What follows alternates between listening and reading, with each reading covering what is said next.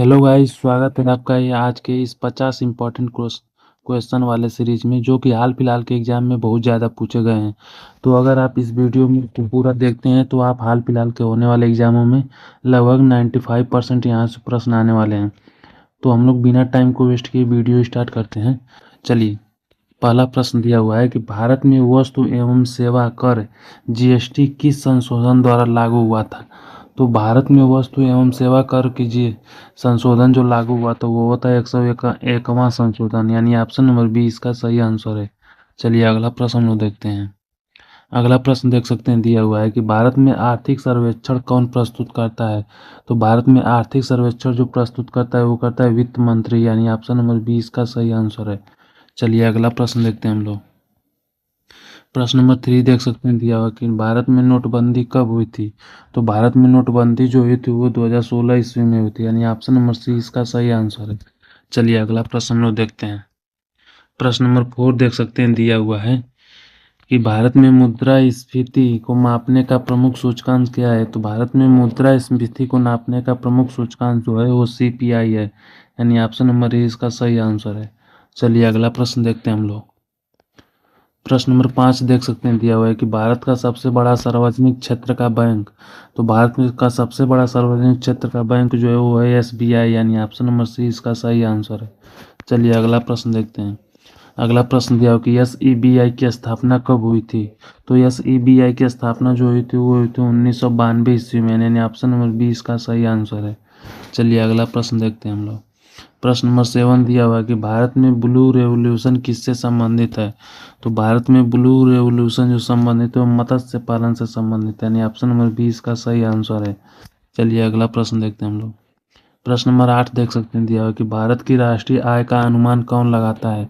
तो भारत की राष्ट्रीय आय का अनुमान जो लगाता है वो एनएसओ लगाता है, यानी ऑप्शन नंबर सी इसका सही आंसर है। चलिए अगला प्रश्न देखते हैं।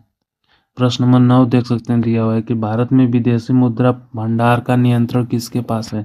तो भारत में विदेशी मुद्रा भंडार का नियंत्रण जो है वो आरबीआई के पास है, यानी ऑप्शन नंबर 20 का सही आंसर है। चलिए अगला प्रश्न देखते हैं हम लोग।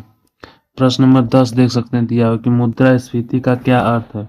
तो मुद्रास्फीति का जो अर्थ है वो कीमतों में वृद्धि होना, यानी ऑप्शन नंबर 20 का सही आंसर है। चलिए अगला प्रश्न देखते हैं। प्रश्न नंबर 11 दिया है कि भारत में सहकारी आंदोलन किस क्षेत्र से जुड़ा है। तो भारत में सहकारी आंदोलन जो जुड़ा है वो कृषि क्षेत्र से, यानी ऑप्शन नंबर 20 का सही आंसर है। चलिए अगला प्रश्न हम लोग देखते हैं। प्रश्न नंबर 12 देख सकते हैं, दिया हुआ कि भारत का सबसे बड़ा कर स्रोत कौन सा है। तो भारत का सबसे बड़ा कर स्रोत जो है वो जीएसटी है, यानी ऑप्शन नंबर 20 का सही आंसर है। चलिए अगला प्रश्न हम लोग देखते हैं। प्रश्न नंबर 13 दिया हुआ है कि स्टार्टअप इंडिया योजना कब शुरू हुई थी। तो स्टार्टअप इंडिया योजना जो शुरू हुई थी वो 2016 ईस्वी में हुई थी, यानी ऑप्शन नंबर सी इसका सही आंसर है। चलिए अगला प्रश्न देखते हैं। प्रश्न नंबर 14 देख सकते हैं, दिया हुआ है कि स्किल इंडिया अभियान कब शुरू हुआ था। तो स्किल इंडिया अभियान जो शुरू हुआ था वो 2015 ईस्वी में हुआ था, यानी ऑप्शन नंबर 20 का सही आंसर है। चलिए अगला प्रश्न देखते हैं। प्रश्न नंबर 15 दिया हुआ है कि भारत में सबसे अधिक विदेशी निवेश किस क्षेत्र में आता है। तो भारत में सबसे अधिक विदेशी निवेश जो आता है वो सेवा क्षेत्र से आता है, यानी ऑप्शन नंबर 20 का सही आंसर है। चलिए अगला प्रश्न हम लोग देखते हैं। प्रश्न नंबर 16 देख सकते हैं, दिया हुआ है कि भारत में मनरेगा योजना कब शुरू हुई थी। तो भारत में मनरेगा योजना जो हुई थी वो 2006 ईस्वी में हुई थी, यानी ऑप्शन नंबर सी इसका सही आंसर है। चलिए अगला प्रश्न देखते हैं। प्रश्न नंबर 17 दिया हुआ है कि भारत में रेपो रेट कौन तय करता है। तो भारत में रेपो रेट जो तय करता है वो आरबीआई करता है, यानी ऑप्शन नंबर सी इसका सही आंसर है। चलिए अगला प्रश्न देखते हैं। प्रश्न नंबर 18 दिया हुआ है कि भारत में श्वेत क्रांति के जनक कौन माने जाते हैं। तो भारत में श्वेत क्रांति के जो जनक हैं वो वर्गीय कुरियन है, यानी ऑप्शन नंबर बी इसका सही आंसर है। चलिए अगला प्रश्न हम लोग देखते हैं। प्रश्न नंबर 19 दिया हुआ कि भारत में सबसे बड़ा निर्यात साझेदार देश कौन है। तो भारत में सबसे बड़ा निर्यात साझेदार देश है वो अमेरिका है, यानी ऑप्शन नंबर 20 का सही आंसर है। चलिए अगला प्रश्न हम लोग देखते हैं। प्रश्न नंबर 20 दिया हुआ कि आत्मनिर्भर भारत अभियान कब शुरू हुआ था। तो आत्मनिर्भर भारत अभियान जो शुरू हुआ था 2020 ईस्वी में हुआ था, यानी ऑप्शन नंबर सी इसका सही आंसर है। चलिए अगला प्रश्न देखते हैं। प्रश्न नंबर 21 देख सकते हैं, दिया हुआ है कि भारत में प्रधानमंत्री फसल बीमा योजना कब शुरू हुई थी। तो भारत में प्रधानमंत्री फसल बीमा योजना जो शुरू हुई थी 2016 ईस्वी में हुई थी, यानी ऑप्शन नंबर सी इसका सही आंसर है। चलिए अगला प्रश्न हम लोग देखते हैं। प्रश्न नंबर 22 देख सकते हैं, दिया हुआ है कि भारत में डिजिटल रुपया किससे संबंधित है। तो भारत में डिजिटल रुपया जो संबंधित है वो आरबीआई की डिजिटल मुद्रा है, यानी ऑप्शन नंबर 20 का सही आंसर है। चलिए अगला प्रश्न हम देखते हैं। प्रश्न नंबर 23 दिया है कि भारत में नीली क्रांति किससे जुड़ी है। तो भारत में नीली क्रांति जो जुड़ी है वो मत्स्य से जुड़ी है, यानी ऑप्शन नंबर 20 का सही आंसर है। चलिए अगला प्रश्न देखते हैं। प्रश्न नंबर 24 देख सकते हैं, दिया है कि भारतीय प्रतिभूति और विनिमय बोर्ड यानी एसईबीआई का मुख्यालय कहाँ है। तो भारतीय प्रतिभूति और विनिमय बोर्ड जो है वो मुंबई में है, यानी ऑप्शन नंबर 20 का सही आंसर है। चलिए अगला प्रश्न हम लोग देखते हैं। प्रश्न नंबर 25 देख सकते हैं, दिया हुआ है कि भारत में राष्ट्रीय कृषि और ग्रामीण विकास बैंक का संक्षिप्त नाम क्या है। तो भारत में राष्ट्रीय कृषि और ग्रामीण विकास बैंक का संक्षिप्त नाम जो है वो नाबार्ड है, यानी ऑप्शन नंबर ए इसका सही आंसर है। चलिए अगला प्रश्न लोग देखते हैं। प्रश्न नंबर 26 देख सकते हैं, दिया हुआ है कि भारत में राजकोषीय घाटा किससे संबंधित है।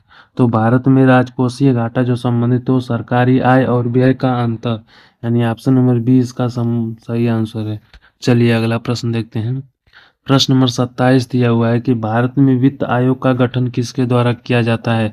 तो भारत में वित्त आयोग का गठन जो किया जाता है वो राष्ट्रपति के द्वारा किया जाता है, यानी ऑप्शन नंबर बी इसका सही आंसर है। चलिए अगला प्रश्न देखते हैं। प्रश्न नंबर 28 देख सकते हैं, दिया हुआ है कि भारत में प्रधानमंत्री जन धन योजना का मुख्य उद्देश्य क्या है।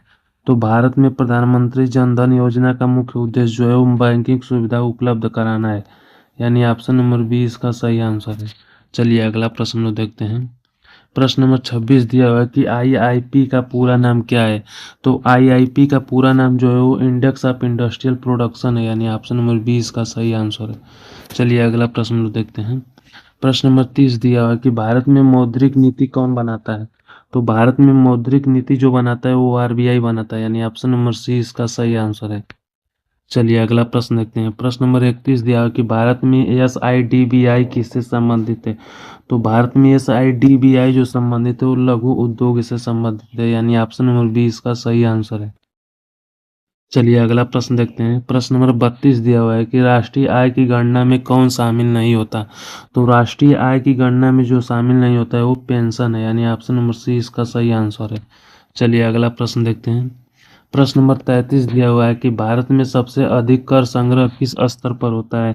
तो भारत में सबसे अधिक कर संग्रह जो होता है वो केंद्र स्तर पर होता है, यानी ऑप्शन नंबर 20 का सही आंसर है। चलिए अगला प्रश्न देखते हैं। प्रश्न नंबर 34 दिया हुआ है कि प्रत्यक्ष कर का उदाहरण कौन सा है। तो प्रत्यक्ष कर का उदाहरण जो है वो है आयकर, यानी ऑप्शन नंबर सी इसका सही आंसर है। चलिए अगला प्रश्न देखते हैं। प्रश्न नंबर 35 दिया हुआ कि अप्रत्यक्ष कर का उदाहरण है। तो अप्रत्यक्ष कर का उदाहरण जो है वो है जीएसटी, यानी ऑप्शन नंबर सी इसका सही आंसर है। चलिए अगला प्रश्न देखते हैं। प्रश्न नंबर 36 दिया हुआ है कि भारत में राष्ट्रीय ग्रामीण आजीविका मिशन कब शुरू हुआ था। तो भारत में राष्ट्रीय ग्रामीण आजीविका मिशन जो शुरू हुआ था वो 2011 में हुआ था, यानी ऑप्शन नंबर 20 का सही आंसर है। चलिए अगला प्रश्न देखते हैं। प्रश्न नंबर 37 दिया हुआ है कि बजट शब्द किस भाषा से लिया गया है। तो बजट शब्द जो लिया गया है वो फ्रेंच भाषा से लिया गया, यानी ऑप्शन नंबर 20 का सही आंसर है। चलिए अगला प्रश्न देखते हैं। प्रश्न नंबर 38 दिया हुआ है कि भारत में रेड रिवॉल्यूशन किससे संबंधित है। तो भारत में रेड रिवॉल्यूशन जो संबंधित है वो मांस उत्पादन से संबंधित है, यानी ऑप्शन नंबर ए इसका सही आंसर है। चलिए अगला प्रश्न देखते हैं। प्रश्न नंबर 38 दिया हुआ है कि जीडीपी का पूरा नाम क्या है।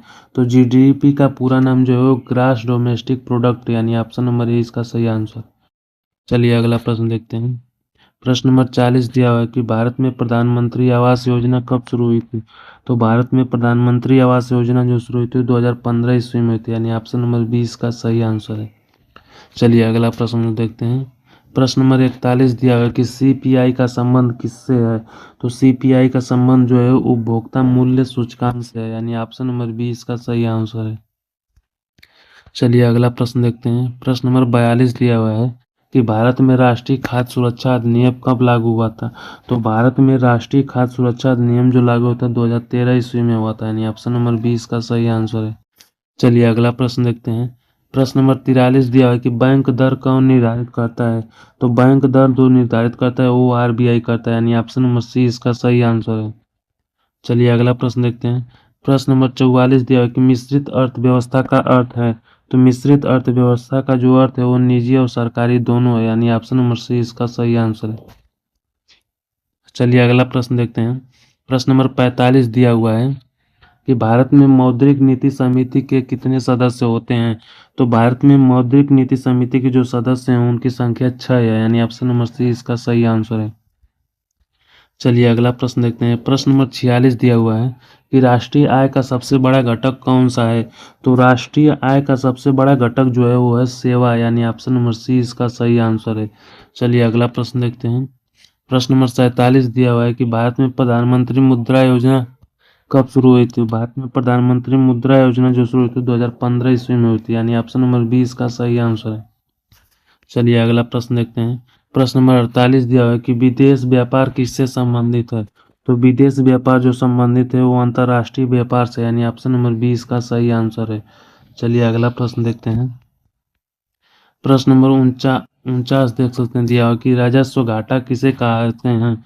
तो राजस्व घाटा जो कहते हैं वो राजस्व व्यय या राजस्व प्राप्ति के लिए कहते हैं। चलिए अगला प्रश्न देखते हैं। प्रश्न नंबर 50 दिया हुआ है कि भारत में हरित क्रांति के जनक कौन माने जाते हैं। तो भारत में हरित क्रांति के जनक जो माने जाते हैं वो एम.एस. स्वामीनाथन है। तो दोस्तों अगर आपको इसका सही आंसर ऑप्शन नंबर बी। तो दोस्तों अगर आपको वीडियो अच्छा लगा हो तो वीडियो को लाइक कीजिए, चैनल को सब्सक्राइब कीजिए। मिलते हैं अगले वीडियो में, तब तक के लिए बाय बाय, धन्यवाद, थैंक यू दोस्तों।